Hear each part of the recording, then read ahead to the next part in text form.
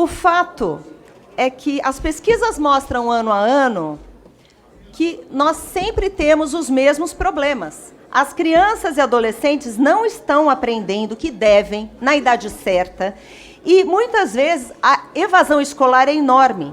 Então, a gente sabe como pode fazer diferente. Então, o que eu quero trazer aqui, até em contraponto a alguns deputados que falaram anteriormente, que eu concordo com eles que aqui a gente constrói o possível, isso daqui é a construção do possível. Mas a gente não está falando só de recurso.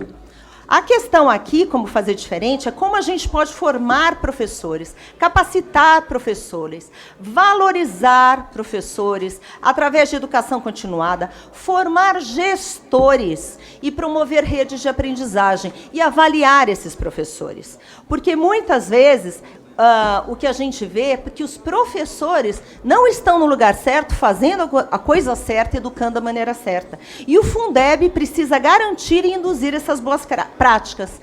Eu quero parabenizar também, porque eu vejo muitas evoluções nesse relatório. Então, quando a gente busca resultados educacionais, quando a gente busca mecanismos para garantir que os recursos sejam aplicados na melhoria dessa educação, eu parabenizo fortemente a relatora e o seu presidente pela condução, porque a gente sabe que a desigualdade no Brasil não é só uma questão de região sul-sudeste, norte e nordeste. A gente sabe que dentro dos estados tem muita desigualdade. Então, nós temos estados riquíssimos com cidades paupérrimas. E a grande evolução e o começo disso é fazer essa redistribuição, né, buscar essa equidade e olhar para os que mais precisam. Porque, infelizmente, nós sabemos, e tem dados disso levantado pela educação e outras entidades, que 30% dos recursos vão para onde não deveria ir. Então, os pontos críticos que eu quero trazer aqui, que já foi citado por alguns, é que nós não podemos, na minha visão, na visão do Partido Novo, engessar o Fundeb. E estamos aqui preocupados com a liberdade do gestor, aquele que está na ponta, que tem que fazer e promover uma educação de qualidade na cidade que ele está. Então, na nossa opinião, nós encontramos aqui algumas constitucionalizações desnecessárias, algumas vinculações excessivas e leis que, na nossa opinião, não serão cumpridas. Mas isso será devidamente destacado, nós já conversamos, inclusive, com a relatora na nossa reunião, porque a gente acha que se a gente não consegue nem cumprir a meta 20, né, do PNE, de ter uma biblioteca por escola até 2020, e como vocês mesmos já relataram a questão de não ter esgoto, de não ter água, a gente acha que é muito complicado você colocar um monte de lei para não ser cumprida.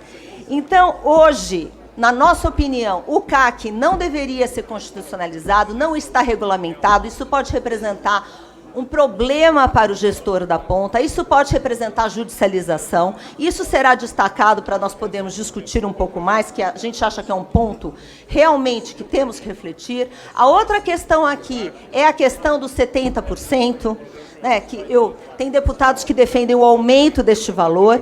A opinião da relatora é que realmente 70 ainda é menos do que é gasto hoje, mas nós achamos que municípios que, por algum acaso, gastem menos que isso, você está induzindo esse gasto. E aqui a gente tem que, como disse bem o deputado Gastão, a gente tem que otimizar recursos aqui, a gente tem que pensar em eficiência de recurso, porque nós temos muito desperdício, sim, nós precisamos garantir que os recursos sejam bem utilizados. E, no mais, também concordo que essa discussão ainda poderia ir longe. E tem uma emenda que foi apresentada por 2 deputados dessa comissão, que não pôde ser aprofundada e não pôde ser considerada, que em um outro momento, ou talvez nesse mesmo, se ela for destacada, nós temos que destacar que a questão das charters, que é a questão de voucher, e o objetivo desse é criar uma possibilidade, porque o artigo 213, na nossa opinião, ela não se limita à escola pública, ela fala de ordem de preferência.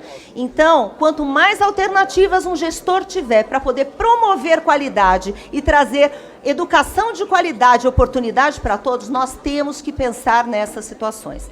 Então, novamente, agradeço e parabenizo a relatora e presidente de toda essa comissão.